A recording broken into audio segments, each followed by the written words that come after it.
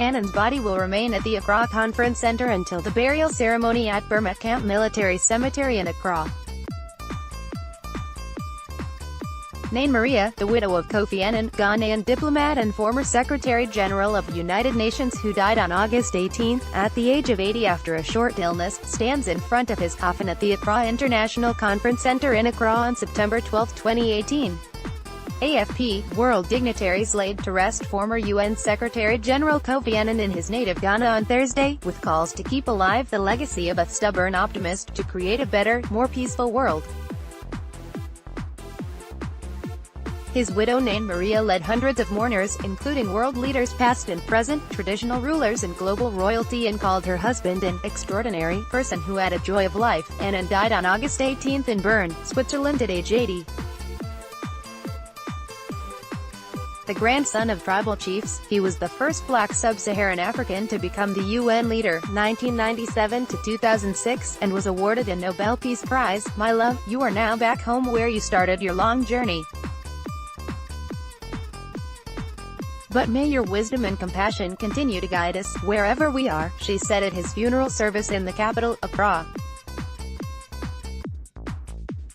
His son, Kojo, said his father had dedicated his life to the ideals of unity, equality, love, peace and respect. The greatest tribute we could ever pay is to follow his example, he added to conclude a 3-hour ceremony of tributes, prayer and song. Mourners have thronged to the Accra International Conference Centre in Accra, where his coffin has been since his body arrived Monday, and where the funeral was held.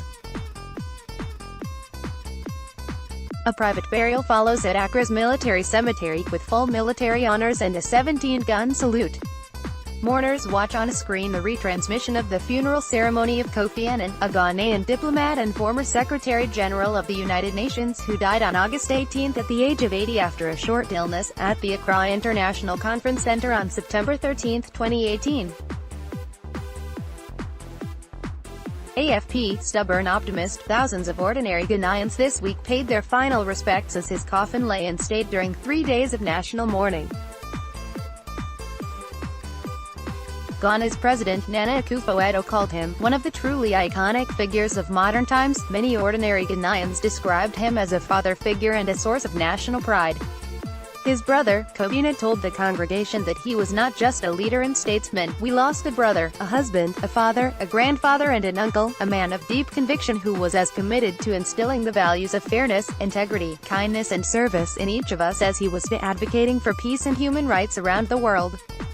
He said, stubborn optimist that he would want us all to look forward with hope and keep striving to create a freer, fairer and more peaceful world. UN Secretary-General Antonio Guterres pays his respects by the coffin of former UN Secretary-General Kofi Annan, draped with Ghana's flag, during a state funeral at the Accra International Conference Centre in Ghana. September 13, 2018. AP, he was the unknown Secretary-General. Antonio Guterres praised his close friend as an exceptional global leader, who was dignified, courageous and a man of integrity, dynamism and dedication. Kofi Annan was the United Nations and the United Nations was him, he added. As we face the headwinds of our troubled and turbulent times, let us always be inspired by the legacy of Kofi Annan, he said, adding, our world needs it more than ever. Diplomatic rock star, Annan, who was originally from Kumasi, the capital of the Ashanti region in southern Ghana, devoted 4 decades of his working life to the UN, and was known for bringing quiet charisma to the role. He was widely credited for raising the world body's profile in global politics during his 2 terms in office. He faced several insurmountable challenges including wars in Afghanistan and Iraq. Annan was awarded the Nobel Peace Prize in 2001, as the world was reeling from the September 11 terror attacks in the United States, jointly with the UN, for their work for a better organized and more peaceful world. Opera singer and UN Goodwill Ambassador Barbara Hendricks, who performed it. His Nobel ceremony, on Thursday, sang the civil rights anthem, Oh, Freedom. Annan, a proud African, whom Nelson Mandela called my leader, left the post as one of the most popular and recognizable UN chiefs in history, and was considered a diplomatic rock star in international circles.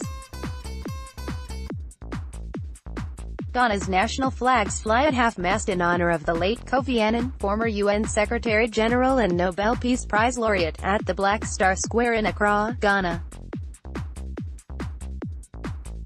August 20, 2018. Reuters, Akufo-Addo said Annan brought considerable renown to our country by this position and by his conduct and comportment in the global arena. The outpouring of tributes from the world over as an accurate measure of the man, a man who gave his life to making peace where there was conflict, to defending the voiceless who were powerless, to promoting virtue where there was evil, he added.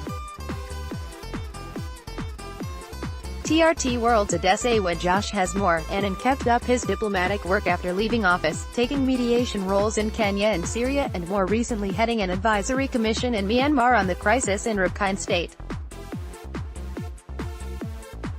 He acted as a negotiator between the government and the opposition in Kenya after post-election violence at the end of 2007, leading to the formation of the Grand Coalition government. As well as Guterres, the funeral was attended by representatives of the African Union, the West African Bloc ECOWAS, and presidents from across Africa and beyond.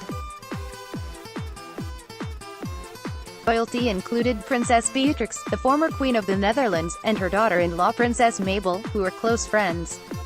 Source: AFP.